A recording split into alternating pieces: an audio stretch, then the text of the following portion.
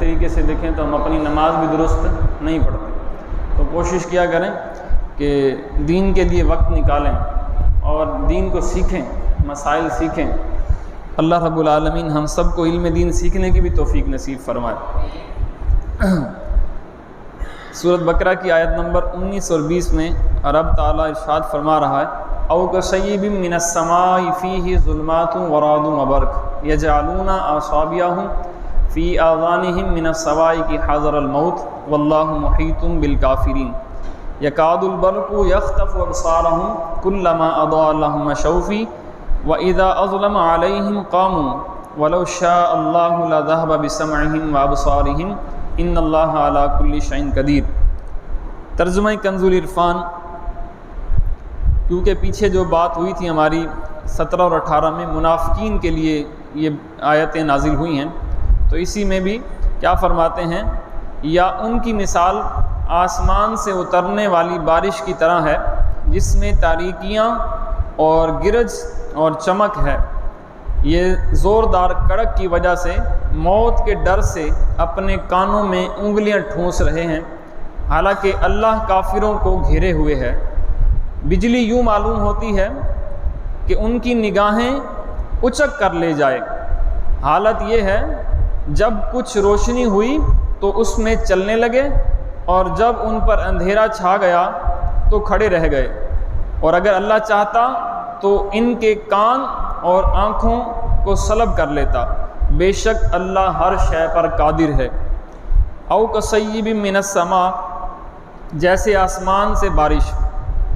ہدایت کے بدلے گمراہی خریدنے والوں کی یہ دو مثال بیان کی گئی ہیں، اور یہ ان منافقین کا حال ہے جو دل سے اسلام قبول کرنے اور نہ کرنے میں متردد رہتے ہیں. ان کے بارے میں فرمایا ہے کہ جس طرح اندھیری رات اور بادل و بارش کی تاریکیوں میں مسافر پریشان ہو جاتا ہے، بارش آ جائے یا بادل چھا جائیں تو تاریکی سی چھا جاتی ہے، تو ہر بندہ بھی ڈر کے سہم کے گھر سے نہیں نکلتا، باہر ہو تو کہیں سائڈ پہ کھڑا ہو جاتا ہے. پھر کیا ہوتا ہے، جب بجلی چمکتی ہے تو پھر اس کی روشنی سے وہ چلنے لگ جاتا ہے. جب بجلی چمکتی ہے تو کچھ چل لیتا ہے، جب اندھیرا ہوتا ہے تو کھڑا رہ جاتا ہے. اسی طرح اسلام کے غلبہ اور معجزات کی روشنی اور آرام کے وقت منافق اسلام کی طرف راغب ہوتے ہیں، اور جب کوئی مشقت پیش آتی ہے تو کفر کی تاریکی میں کھڑے رہ جاتے ہیں. جہاں ان کو آسانی ملتی ہے اس طرف چلے جاتے ہیں.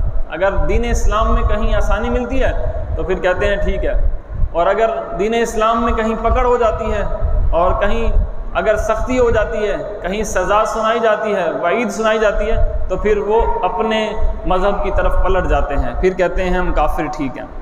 تو کفر کی تاریکی میں کھڑے رہ جاتے ہیں اور اسلام سے ہٹنے لگتے ہیں. اور یہی مقام اپنے اور بیگانے، مخلص اور منافق کی پہچان ہے کہ جو بندہ اگر اللہ نے رحمت دی ہے تو خوش ہے، اگر بیماری آ گئی ہے تو بھی خوش ہے، تو وہ مومن ہے. اگر اللہ کی رحمتیں لوٹ رہا ہے تو کہہ رہا ہے میں مومن ہوں، لیکن جب کوئی مشقت آ گئی، کوئی بیماری آ گئی تو وہ ویلا کرے اور کہے کہ میں ہی ملا تھا اللہ تجھے بیماری کے لیے، اس پریشانی کے لیے، اس مصیبت کے لیے، اس درد کے لیے وویلا کرے، تو وہ منافق ہے. کون ہے وہ؟ بھائی جب ہر چیز اللہ کی طرف سے ہے، رحمت بھی اللہ کی طرف سے اور زحمت بھی اللہ کی طرف سے ہے. نبی علیہ الصلوۃ والسلام نے تو فرمایا کہ جب بندہ بیمار ہوتا ہے نا تو اس کے چھوٹے چھوٹے گناہ معاف ہو جاتے ہیں. اگر وہ بڑی بیماری میں مبتلا ہوتا ہے تو اللہ اس کے بڑے گناہوں کو معاف کر دیتا ہے. صحابہ کرام اگر ان میں سے کوئی بیمار نہ ہوتا نا، کئی عرصے تک حضور کی بارگاہ میں آتے، کہتے یا رسول اللہ آپ کی زبان سے تو ہم نے سنا ہے بیماری گناہوں کو مٹاتی ہے، تو ہم بیمار ہی نہیں ہوئے. تو اس لیے فرمایا 40 دن میں جو بیمار نہ ہو تو اسے سوچنا چاہیے اس کے گناہ بہت زیادہ ہو گئے ہیں.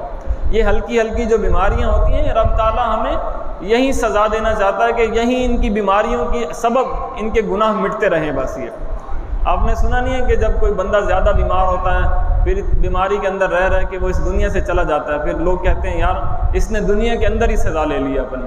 کہتے ہیں نا جیسے کہ اب یہ اس کو دنیا کے اندر ہی سزا مل گئی ہے، نہ وہ کھا سکتا تھا، نہ وہ پی سکتا تھا، نہ اٹھ کے وہ اپنی کوئی حاجت کے لیے جا سکتا تھا. تو کئی عرصہ وہ جب بیڈ پر رہتا ہے یا اپنی چارپائی کے ساتھ لگ جاتا ہے اور کئی عرصے بعد اس کو موت آتی ہے تو لوگ کہتے ہیں یار بہت اذیت میں رہا ہے، وہ اذیت اس کے لیے باعث نجات ہے۔